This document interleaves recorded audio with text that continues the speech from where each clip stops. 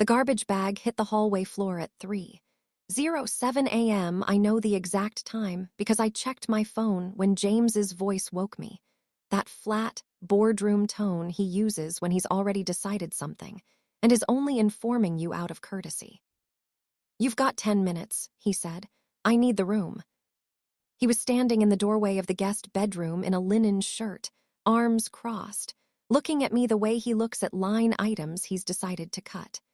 Rita was somewhere behind him in the penthouse, her heels clicking on the marble like a metronome counting down. I sat up. The air conditioning in Streeterville was set to 68 degrees, which James maintained year-round regardless of the season, because he liked the idea of controlling temperature. Outside, Chicago was in the grip of the worst July heatwave in 11 years. I had read that on my phone at dinner. James had not asked. "The room for what?" I said. "Client flew in from Dubai. He needs somewhere comfortable." He gestured at the garbage bag on the floor. "I had Maria pack your things." I looked at the bag. It was the black contractor kind, the heavy-duty ones. Maria had tied it neatly. That small consideration from someone else's housekeeper felt, in that moment, like the loneliest thing I had ever witnessed. "My car's in the parking structure," I said. James didn't blink. "It's not your car anymore. Title was in my name. I liquidated it last week." I processed this the way I process anomalies at work. I noted it, flagged it internally, and did not react until I had more information. "You sold my car." I had a contractual obligation that needed covering. The Audi covered it. "You should have had it red-idled years ago." He said it without apology, which was at least honest. James had never been sorry for anything. Guilt requires imagination, and James had none to spare. It was all directed inward, at the monument of himself. "Where am I supposed to go?" "The warehouse." He said it the way you'd say the trash can. "Mom and Dad left it to both of us. You've got squatter's rights, technically." A pause. "There's a cot in the office annex. I had supplies moved out there last spring." He left before I could respond, which was his preferred method of ending conversations. The heels stopped clicking. I heard the penthouse television turn on some financial channel, the volume low and authoritative. I picked up the garbage bag. It weighed about 30 pounds. I thought, clothing, toiletries, laptop, probably the framed photo from the nightstand. Maria would have grabbed the photo. She was thorough. I was right about the photo. I found it at the bottom when I reached the sidewalk, wrapped in a dish towel. My parents on the front steps of the house in Pilsen the year before everything changed. Dad's arm around Mom. Both of them squinting in the sun, which meant the photo was taken in the afternoon, which meant it was probably a Sunday. We always had company on Sundays. I stood on Michigan Avenue at 2:20 in the morning with a garbage bag over one shoulder and a dish towel, wrapped photograph in my hand, and the heat came off the pavement like a fever. I started walking south. The walk to Pilsen takes about 40 minutes at a normal pace. I did it in 52 because the bag was awkward, and the air was thick enough to press against your skin like a warm, wet hand. I didn't call anyone. There was no one to call at 2 a.m. who wouldn't either panic or be useless, and I didn't have the bandwidth for either. Somewhere on 18th Street, with the shuttered taquerias and the murals going dark and beautiful in the amber streetlight, I stopped grieving. I'm not sure exactly when it happened. Grief to strategy isn't a switch. It's more like a calibration, something finding its level. By the time I reached the warehouse, I wasn't thinking about the car or the guest room or James's linen shirt. I was thinking about what I knew and what I didn't, and what the gap between those two things might contain. The warehouse was on a side street off Halsted, a 2-story brick building my father had bought in 1994 when Pilsen was still predominantly working class, and the industrial blocks were cheap. He'd used it for storage. When he died, it passed to the estate. When the estate was managed, James's word, meaning absorbed, the warehouse became one of those assets that nobody talked about because it had no obvious value and significant obvious liability. The lock was a heavy padlock, combination, and James had texted me the code once, 18 months ago, when he'd needed me to retrieve some files from the annex. I remembered the code because I remember numbers. It's not a skill I cultivated. It's just how my brain files things. The lock opened. I pushed the door. The heat inside was different from the heat outside, denser, older, like air that had been sitting in the same place for a long time. I found the light switch by feel, and a row of industrial fluorescents stuttered on overhead, filling the space with the particular cold white light that makes everything look like evidence. The main floor was wide and nearly empty. Some wooden pallets, a rusted shelving unit. Near the back, the office annex James had mentioned, a particle board room built into the corner, with a door that opened onto a folding cot, a card table, and a window unit air conditioner that looked like it dated from the Clinton administration. I plugged it in. It made a sound like a man clearing his throat and began, reluctantly, to produce something adjacent to cool air. I put the garbage bag down. I unwrapped the photograph and set it on the card table. Then I sat on the cot, in the dark outside the pool of the annex light, and I began to think. I have worked in supply chain logistics for 6 years. My job, reduced to its plainest form, is to find where things don't add up and figure out why. A shipment arrives 2 days late. Is it the carrier, the port, the paperwork, or something upstream that nobody flagged? You pull the data. You map the timeline. You find the node where reality diverged from the plan. I started treating the warehouse the same way on my second morning there. It wasn't anything dramatic. I wasn't looking for treasure. I was looking for something to do that wasn't sitting with the particular humiliation of being 42 years old. No, 29, though it felt older, and sleeping on a cot because my brother had sold my car. Methodical action is how I manage distress. I've known this about myself since I was 12. I found the utility binder in the bottom drawer of the annex filing cabinet. James's assistant had apparently been paying the warehouse's electricity bill on a recurring basis without question, which is the kind of inefficiency that survives in organizations where no one is accountable to a second set of eyes. The binder had 22 months of statements. I spread them on the card table and read them the way I read shipping manifests, looking for the pattern and, more importantly, for the deviation from the pattern. The pattern was flat, perfectly, eerily flat. Most empty buildings breathe. Their electricity consumption moves with the season, higher in summer when the HVAC fights the heat, lower in dead winter. Vacant commercial spaces especially. You see it in the data, small peaks and valleys, the building's metabolic rhythm. These statements showed none of that. Month after month, the warehouse consumed a consistent 4,200 kilowatt hours. Not approximately consistent, exactly consistent. The kind of consistency you only get from a system that's actively, continuously regulating something. I went back out to the main floor and looked at the building differently. The main floor was 8,000 square feet, roughly. I paced it. The fluorescents showed me everything. The pallets, the shelving, the concrete floor, the brick walls, and at the far end past the shelving, a section of drywall that didn't match. The brick walls throughout the building were original, exposed, rough. The drywall was smooth and painted industrial gray, maybe 40 feet wide, floor to near ceiling. It looked like a renovation, a partition. I pressed my hand flat against it. It was cold. Not air conditioning of the annex cold. Something below that, a specific, deliberate cold that a climate control system maintains because it has been set to a target and is hitting it every hour of every day, regardless of whether anyone is watching. I found the panel box near the annex. The main breakers were labeled in James's assistant's handwriting: lighting, outlets, annex HVAC, and then, at the bottom, one that was not labeled. Someone had put a piece of electrical tape over it at some point, and the tape had yellowed. I touched it but didn't flip it. Instead, I walked the perimeter of the drywall partition until I found the seam. It was on the left side, floor to ceiling, almost invisible unless you were looking for it, a hairline gap where the drywall met a steel door frame painted to match. The door had no handle on this side. It had a keypad. I stood in front of the keypad for a moment. Then I tried the warehouse padlock combination. The lock disengaged on the first attempt.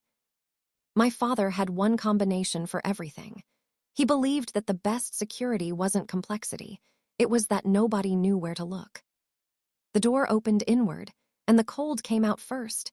A clean, pressurized cold, 55 degrees Fahrenheit by the reading on the wall panel just inside the entrance, humidity controlled at 45%. It rolled over me in the July heat like a held breath finally released. I stood in the doorway and let my eyes adjust. The space was roughly 6,000 square feet, 3/4 of the warehouse's depth, purpose-built and hidden behind the partition. The floor was sealed concrete, smooth and pale. The ceiling was low and lined with LED strips that activated on a motion sensor as I stepped inside, turning on in sequence from the door toward the far wall. The effect was cinematic, though I doubt that was intentional. There were 12 of them. They were housed in individual car capsules, transparent, film-covered enclosures that preserve vehicles from dust, oxidation, and humidity fluctuation. The capsules were inflated and sealed, each one sitting on a painted concrete pad, each pad numbered. The numbers ran 1 through 12, stenciled in black on the floor at each capsule's base. I walked to the nearest one slowly. The film was slightly fogged from the climate differential, and I had to lean close to see through it.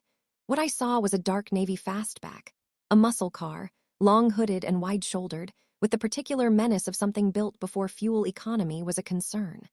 Through the film, I could make out impact damage along the passenger side quarter panel.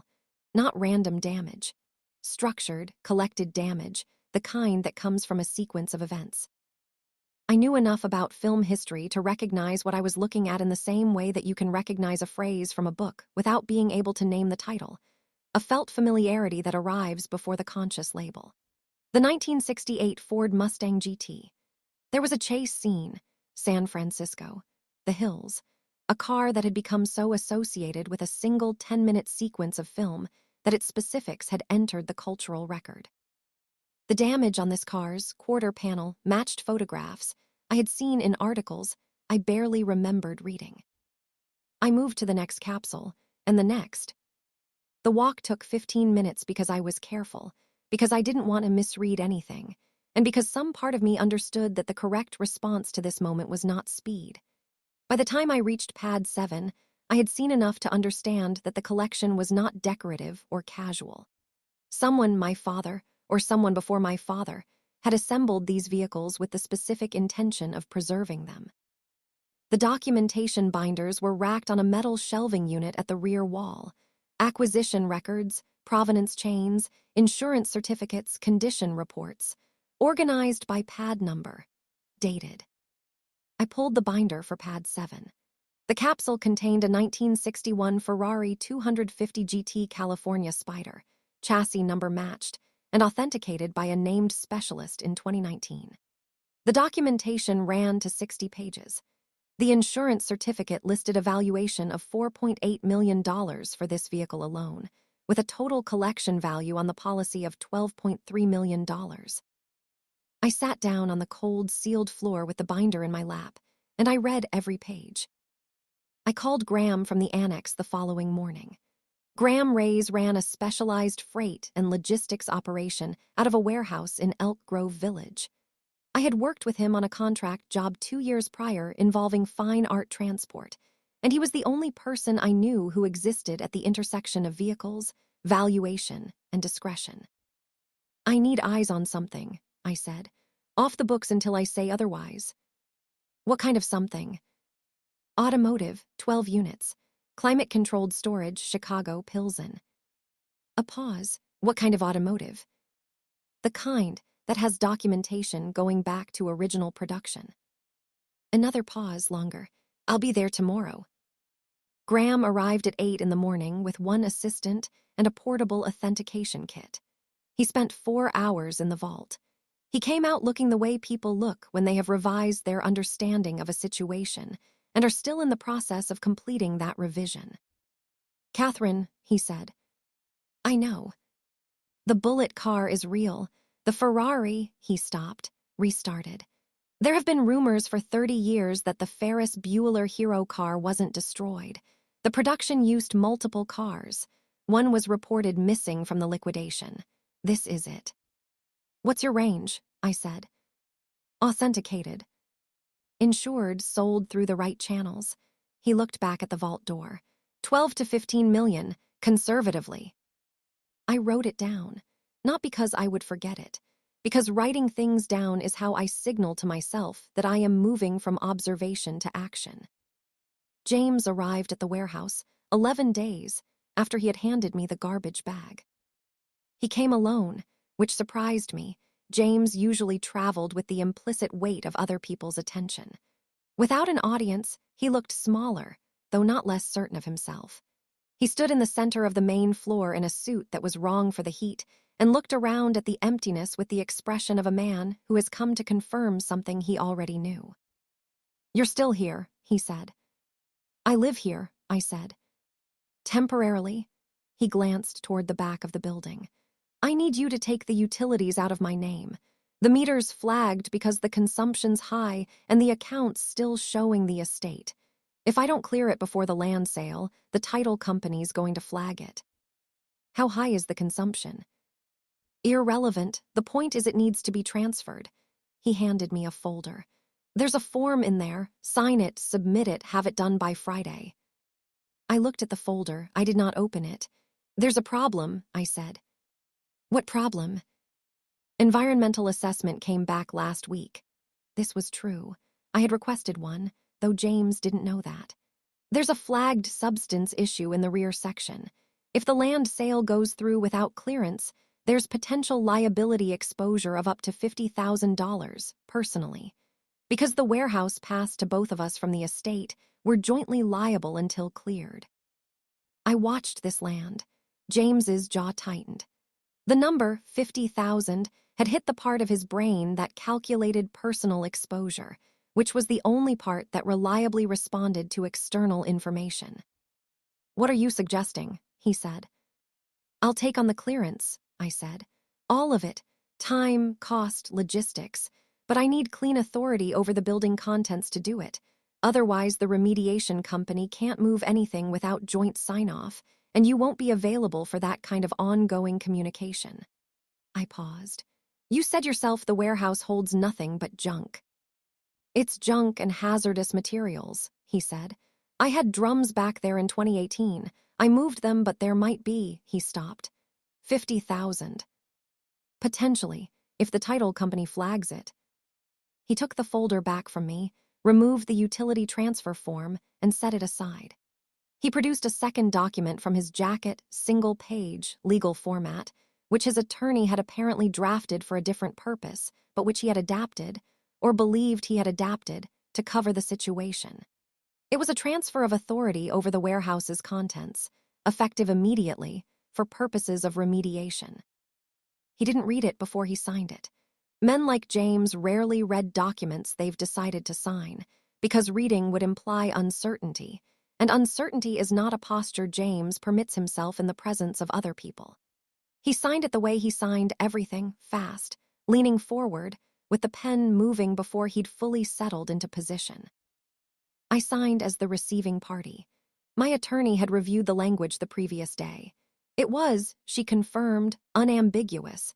The document transferred to me full legal title to all contents of the warehouse, with no exceptions or conditions. The vehicles were contents. The documentation was contents. The insurance policies, written in my father's name with a transferable beneficiary clause, were contents. "Get it done by the sale date," James said, already turning toward the door. "And stay out of my way at closing." "Of course," I said. The land sale closed on a Tuesday morning in a conference room in the Loop, with a title company representative, a notary, James's attorney, and the buyer's representatives. James had brought Rita, which I had not expected. She sat beside him in a cream blazer, her posture the particular kind of performative composure that is indistinguishable from boredom. I sat across the table with my attorney, whose name was Claire, and who had spent the previous 10 days being extraordinarily precise on my behalf. The closing itself was routine.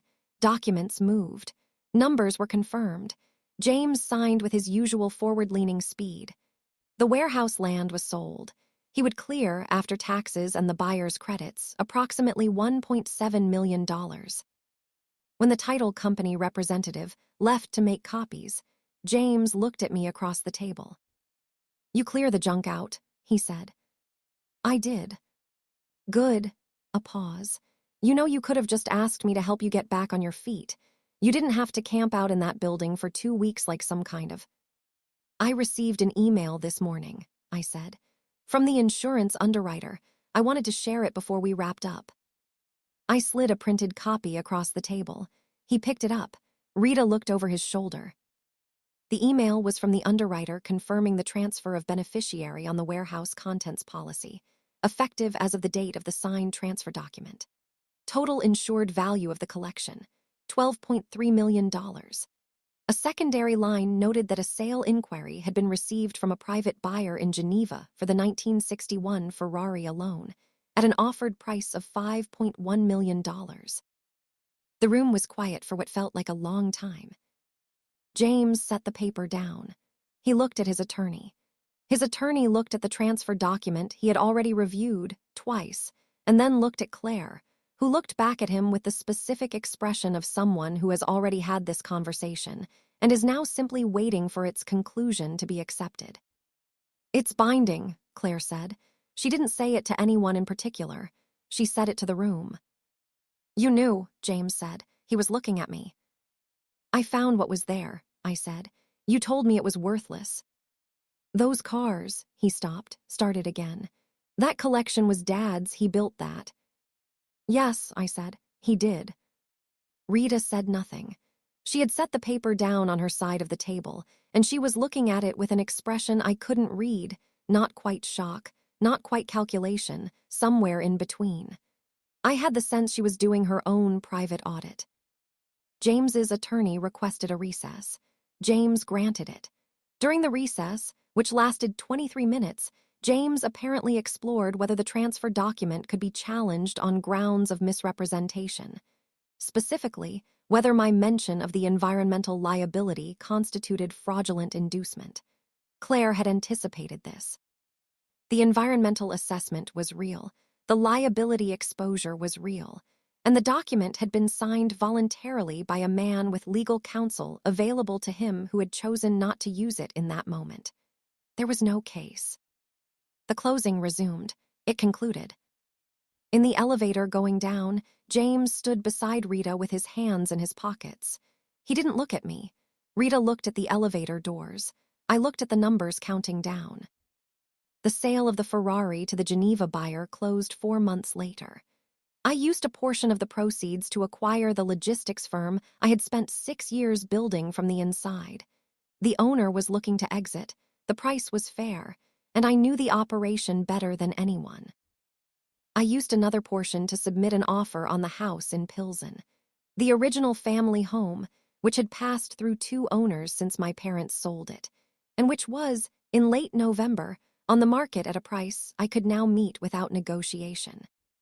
The remaining vehicles stayed in climate-controlled storage, in a new facility I contracted through Graham, while I determined the appropriate long-term disposition. There was no urgency.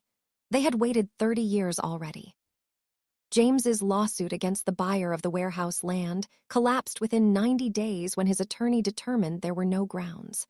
The lawsuit he filed against me lasted longer but reached the same destination.